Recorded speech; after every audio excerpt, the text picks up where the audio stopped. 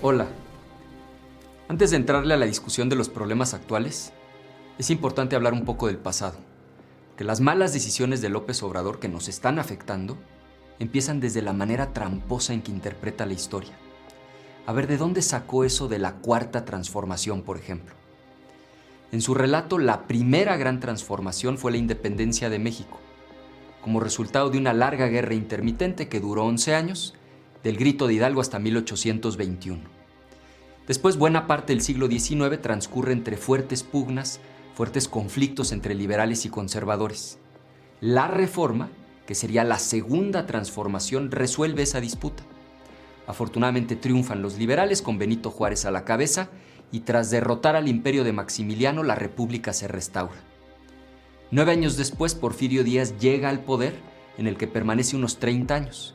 Y la tercera gran transformación es la Revolución, que derroca a Porfirio Díaz. Ahí están las tres grandes transformaciones de la narrativa gubernamental. La independencia, primera transformación; la reforma, segunda transformación; la revolución, tercera transformación. Bueno, pues según López Obrador, su llegada al poder representa ni más ni menos que la cuarta transformación. Y aquí empieza el problema. Lo primero que hay que señalar es que ningún movimiento político puede atribuirse en la historia un lugar que no se ha ganado.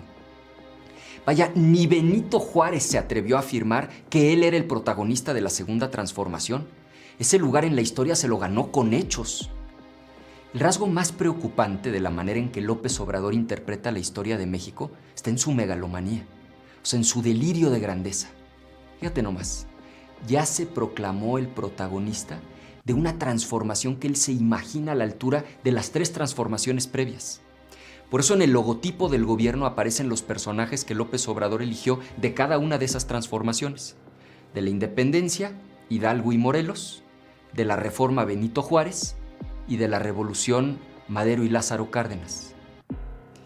Quizá tú ahorita estés pensando, bueno, ¿y qué tiene de grave y de peligroso para México? ¿A mí qué más me da lo que este señor crea?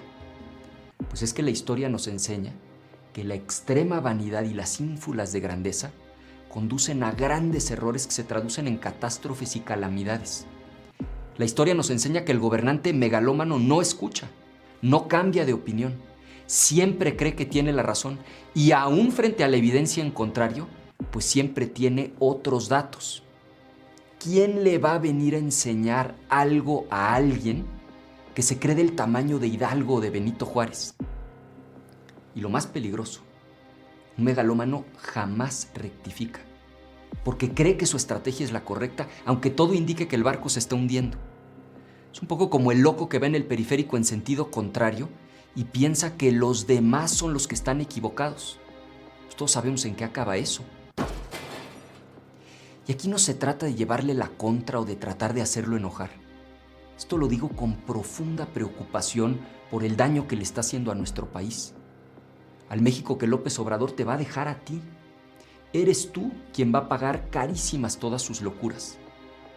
Es urgente que sus colaboradores dejen ya el silencio cómplice y la lambisconería, que le hagan ver sus errores y los costos que sus errores están teniendo en la vida de la gente, en la vida de quien hoy no tiene trabajo, en la vida de quien hoy no tiene ingresos, en la vida de quien hoy tiene un familiar enfermo o ya perdió a un ser querido. El momento que estamos viviendo ha sido calificado por muchos expertos como la crisis más grande de la humanidad desde la Segunda Guerra Mundial. Fíjense, la Segunda Guerra Mundial terminó hace 75 años y seguimos hablando de su impacto en el mundo de hoy. Les aseguro que de la misma manera dentro de 10, 20 o 75 años se va a seguir hablando de la forma en que esta pandemia cambió al mundo. Quienes la vivimos recordaremos las noticias al principio muy lejanas que nos llegaban de China. Recordaremos la alarmante propagación por Europa y nos recordaremos a nosotros mismos poco después encerrados en nuestras casas. Recordaremos cuando nuestros amigos y nuestros familiares perdieron su trabajo. Recordaremos la angustia cuando supimos del primer contagio entre nuestros conocidos. Y muchos sentiremos el dolor profundo de haber perdido a un ser querido. Una característica compartida por los grandes líderes de la historia es que fueron capaces de identificar los hechos de su tiempo que en el futuro serían vistos como auténticos parteaguas. Ese es Juárez en la Reforma, Churchill en la Segunda Guerra Mundial, y con grandeza supieron estar a la altura de las circunstancias. Cuando pasen los años, ¿qué recordaremos de quien en este momento crucial conducía los destinos de México? Lo que son las cosas. Quien soñaba con aparecer en los libros de historia como el gran protagonista de la Cuarta Transformación de México, sin darse cuenta, escribió para siempre su nombre en la historia, cuando al inicio de la peor crisis del siglo se dirigió a la nación para decir esto. Lo del coronavirus, eso de que no se puede uno abrazar, hay que abrazarse, ¿eh? No pasa nada, o sea, o sea que nos vino esto como anillo al dedo. También recordaremos que se empeñó en dar mal ejemplo, negándose a utilizar un cubrebocas y a mantener la sana distancia. Recordaremos que se empeñó en el capricho de gastar el dinero en hacer una refinería, en lugar de ayudarte a ti cuando más lo necesitabas. Tristemente recordaremos que no estuvo a la altura del momento histórico. Pero también recordaremos lo que la pandemia nos enseñó. Habremos aprendido de lo perdido y de lo que con esfuerzo rescatamos. Recordaremos que en los peores momentos nos unió la solidaridad y que afrontamos el reto con coraje y determinación. Recordaremos que México fue más grande que la adversidad. Recordaremos, no tengo ninguna duda, y tú tampoco debes tenerla, que nos pusimos de pie y logramos salir adelante. Y en México las autoridades han dictado 70 órdenes de detención contra miembros de la Policía Federal y el Ejército por la desaparición de los 43 estudiantes de Ayotzinapa hace 6 años. Lo ha anunciado el presidente López Obrador, que ha recibido a los familiares en el Palacio Presidencial. Allí les ha pedido perdón en nombre del Estado. Miles de personas han desafiado al coronavirus para exigir justicia en el 6º aniversario de la desaparición de los 43 estudiantes de la Escuela Rural de Maestros Ayotzinapa en el estado de Guerrero. El secuestro de los jóvenes, todavía sin resolver, convulsionó al país, ha provocado protestas masivas desde 2014 y ha generado la condena internacional como uno de los ejemplos más oscuros de las dificultades del Estado mexicano para prevenir la violencia o condenar a los responsables. Dicen que a nuestros muchachos se los entregaron a la delincuencia. A nosotros no nos interesa eso, se lo llevaron los policías, participaron militares.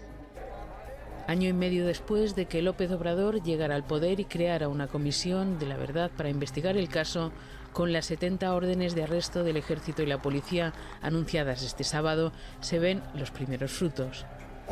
Órdenes de aprehensión contra militares que se van a ejecutar. Rompe totalmente, ¿no?, la idea de que el ejército es intocable, y hoy en esa nueva etapa, con este nuevo gobierno, vemos que la impunidad va a empezar a disminuir un poco más en nuestro país. Se espera que los testimonios tras las próximas detenciones puedan arrojar un poco de luz a uno de los casos más críticos de la historia reciente de México.